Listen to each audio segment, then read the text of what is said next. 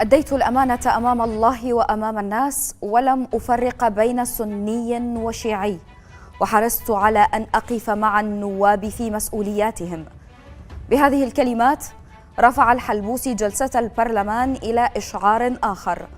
الحلبوسي غادر البرلمان الذي انتخب رئيسا له لدورتين سابقتين. خرج بعد تلقيه الخبر الذي صدم جميع الكتل وأربك التحالفات السياسية. قرار هو الأول من نوعه اتخذته المحكمة الاتحادية بإنهاء عضوية الحلبوسي بعد أشهر من الصراع السياسي بينه وبين النائب ليث الدليمي.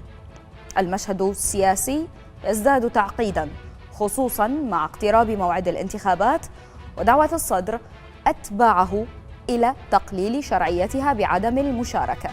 فكيف ستؤثر إقالة البرغماتي على المشهد السياسي؟ مرحبا بكم.